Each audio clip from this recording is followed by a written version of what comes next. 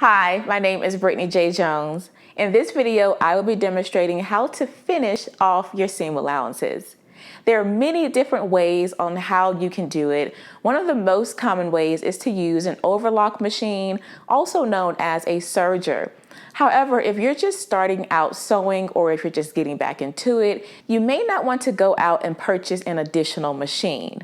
So in this video, I'm going to be sharing some other great options that you can use to help give you a beautiful finish on the inside of your garment. Let's get started. Let's take a closer look at the many different ways that we can finish off our seams. Similar to a double stitch, once you have stitched along your seam line at a 5/8 of an inch seam allowance, you want to come in 1/4 of an inch away from the raw edge. And then to finish, instead of just trimming close to the second stitching like you would with a double stitch, if we just want to finish it just like this without trimming, there are a couple different things we could do. Number one, you could always use a zigzag stitch. If you have a zigzag stitch on your sewing machine, you can use this to help finish off the raw edges of your garment.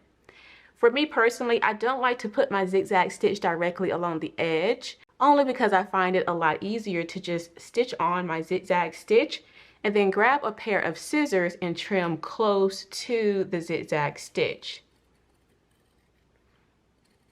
This gives you a lot more control at the sewing machine. Instead of doing a zigzag stitch directly on the edge, you can come in a little bit into the seam allowance, do the zigzag stitch, and then just clean it up with your scissors close to your zigzag stitch.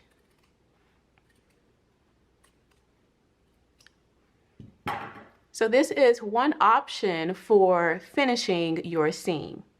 Another option that we can look at is an overcast stitch. Many sewing machines have decorative stitches, and some of them actually have an overcast stitch. This is the overcast stitch that is programmed on my sewing machine. So after installing it, I actually stitched this one directly on that 1/4 of an inch stitch. And much like the zigzag stitch, I don't want to have it too close to the edge. So I just stitched again right along that 1/4 of an inch stitch.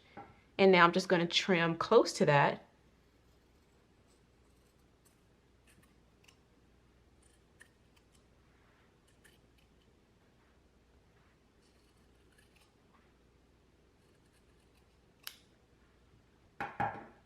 And this here is another finish for our seam allowance. The next one that we could take a look at is if you just want to fold in your seam allowance. You can always fold it in and you can stitch close to the fold. So after you have stitched 1/4 of an inch away from the raw edge, still within your seam allowance, you can just fold under your seam allowance and then you can stitch close to this folded edge. That is another way that you can finish off your seam. Another option, and this is one that I used when I first began sewing, is to use pinking shears. This here is a fantastic option for finishing off your seams. And what you would do is you would just trim close to your 1/4 of an inch stitch.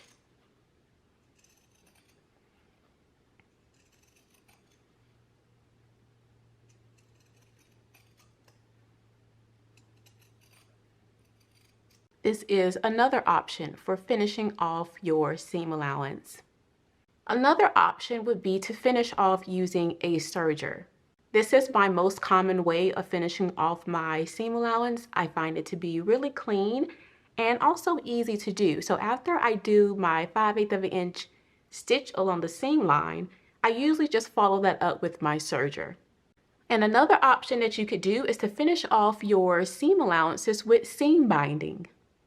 So depending on your personal preference, you have several different ways that you can finish off your seam allowance, whether that's by seam binding, a serger, a zigzag stitch, an overcast stitch, folding in the raw edge along the 1/4 of an inch stitch and stitching close to the fold, or using pinking shears.